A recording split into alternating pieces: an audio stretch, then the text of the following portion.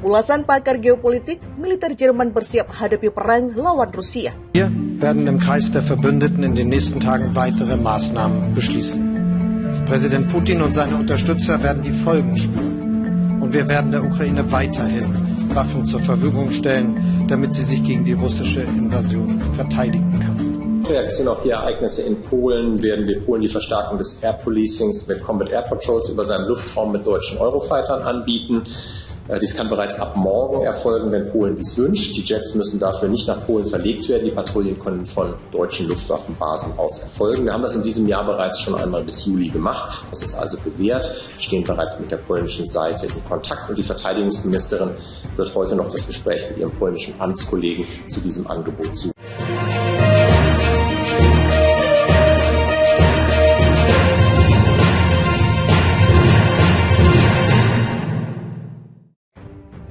Pakar geopolitik militer dan kolumnis independen, Drago Poznik, menguak dokumen rencana militer Jerman yang menyiapkan diri perang melawan Rusia.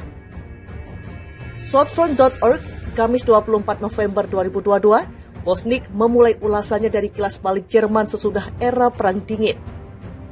Militer Jerman atau Bundeswehr saat itu melakukan rekonstruksi dan perampingan besar-besaran, secara drastis menurunkan jumlah pasukan siap tempur. Setelah pembubaran Uni Soviet pada awal 1990-an, Bundeswehr dibiarkan tanpa musuh utamanya, menghilangkan kebutuhan untuk mempertahankan ratusan ribu tentara yang siap tempur.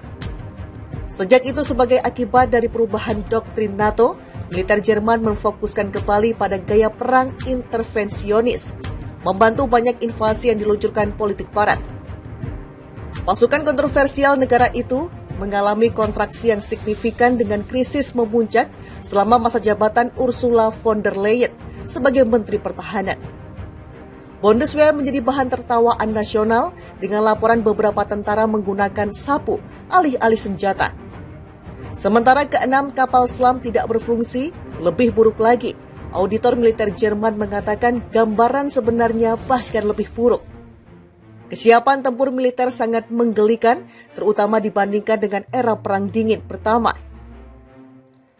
Melihat warga Jerman untuk mengabdi di Bundeswehr mencapai titik terendah sepanjang masa, namun tampaknya Bundeswehr sekarang berencana untuk menjadi salah satu militer paling menonjol di NATO. Setelah bertahun-tahun mendapatkan tekanan terutama dari AS, Jerman secara efektif melakukan remiliterisasi. Menurut laporan media terkemuka Jerman, Der Spiegel, Jerman harus meningkatkan kesiapannya untuk perang dengan Rusia. Dokumen berjudul Pedoman Operasional Angkatan Bersenjata itu ditulis pada akhir September. Menurut Jenderal Zorn, serangan ke Jerman berpotensi terjadi tanpa peringatan dan dapat menyebabkan kerusakan serius, bahkan eksistensial. Oleh karena itu, kemampuan pertahanan Bundeswehr sangat penting untuk kelangsungan hidup negara. Mega reformasi militer Jerman. Kepala Staf Pertahanan Jerman menekankan perlunya mega reformasi Bundeswehr. Dia menambahkan selama kurang lebih 30 tahun, fokus misi luar negeri tak lagi relevan. Sebaliknya, Jenderal Zorn berpikir itu harus menjadi pertahanan aliansi Atlantik, dengan kemampuan untuk memberikan pencegahan yang terlihat dan kredibel untuk mendominasi rencana aksi militer Jerman. Dalam hal ini khususnya Bundeswehr harus mempersenjatai diri untuk persiapan perang karena potensi konfrontasi di sisi timur NATO sekali lagi menjadi lebih mungkin. Zorn lebih lanjut menyatakan Jerman harus memainkan peran penting di Eropa dan memperkuat Bundeswehr. Jenderal itu berpikir pasukan yang sangat terlatih siap untuk operasi, terbiasa dengan skenario perang intensitas tinggi adalah tulang punggung pencegahan.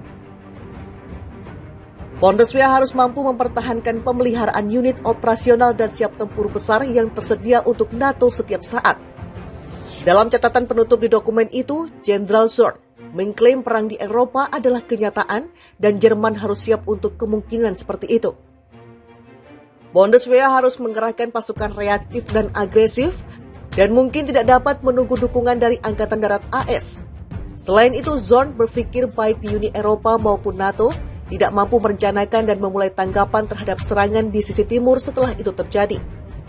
Tindakan tertentu untuk mengubah situasi sudah diambil, Bundeswehr sedang mempersiapkan pembentukan divisi militer baru pada 2024. Dalam sebuah wawancara dengan Der Spiegel, seorang jenderal Bundeswehr mengatakan, jika Jerman memperkuat angkatan bersenjatanya, tidak ada tentara yang akan bergerak di Eropa. Meskipun cukup jelas mempertahankan dan memodernisasi angkatan bersenjatanya adalah kebutuhan dasar negara manapun, rencana baru militer Jerman hampir tidak dapat digambarkan sebagai pertahanan diri. Sementara Uni Soviet mempertahankan kontingen militer besar-besarannya di Jerman Timur selama Perang Dingin Pertama, termasuk senjata nuklir termo, Federasi Rusia modern hampir tidak memiliki unit konvensional yang dapat membahayakan tempat manapun di Jerman.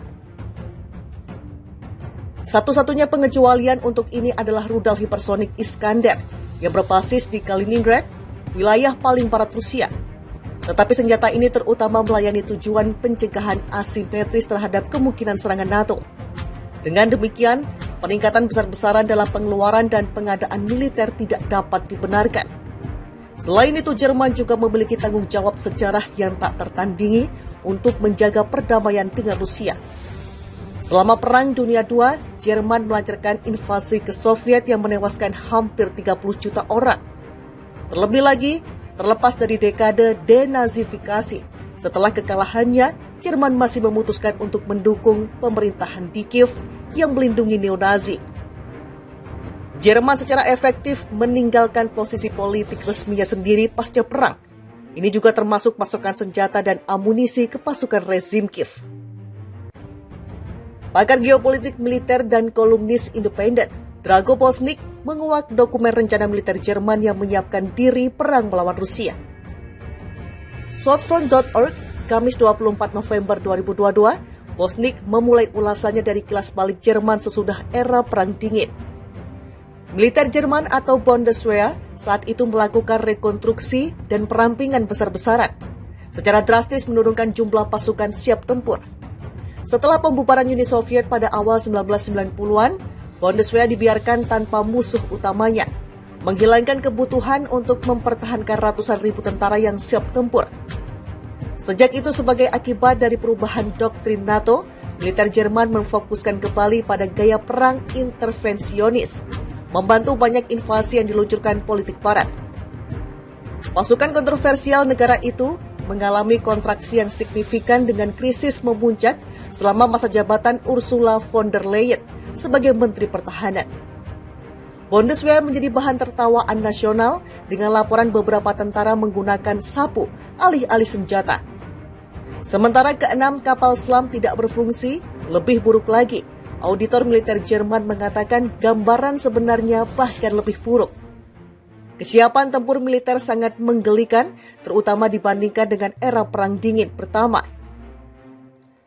Melihat warga Jerman untuk